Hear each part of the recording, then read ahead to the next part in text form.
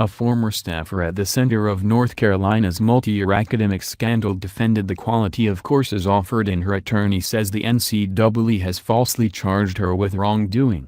In an affidavit, Deborah Crowder, a retired administrator in the formerly named African and Afro-American Studies (AFAM) department, said she didn't create courses to provide special assistance to athletes. She said both athletes and non-athletes were treated equal and had access to the courses through academic counselors.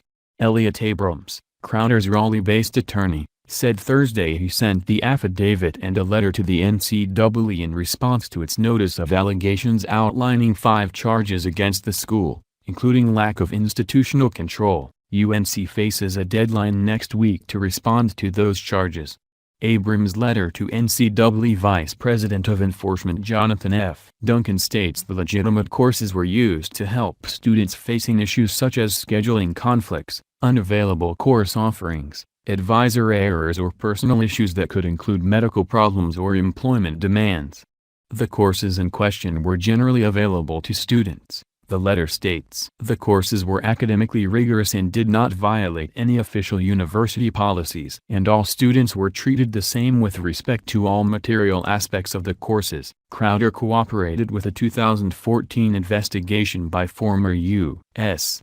Justice Department official Kenneth Weinstein, who looked into AFAM irregularities that included independent study-style courses misidentified as lecture courses that didn't meet and required a research paper or 2. She hasn't cooperated with NCAA investigators, the basis for one charge against UNC.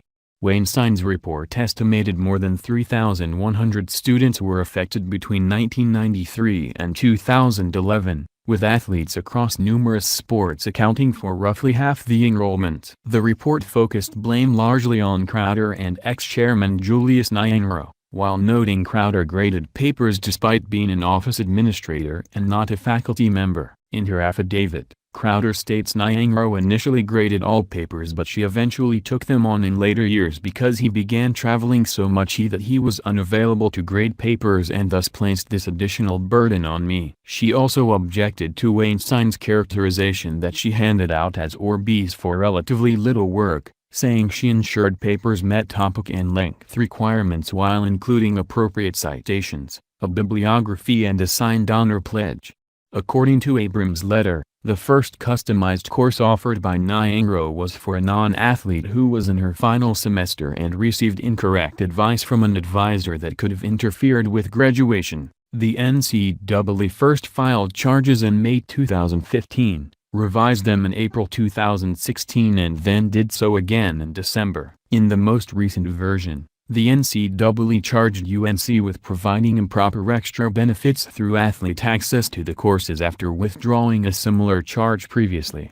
Initially tied to conduct by academic counselors, the charge now focuses on Crowder and Nyangro while also citing them for violating principles of ethical conduct. Abrams' letter calls the charge false. Abrams' letter also states Crowder is considering cooperating with NCAA investigators and called her affidavit a first step. It became apparent that misinformation was going to govern or kind of control the message, and she has the accurate information, Abrams told the Associated Press on Thursday. She thought that former students were going to be seriously hurt by the misinformation, and if she didn't speak up now, she would never get a chance to.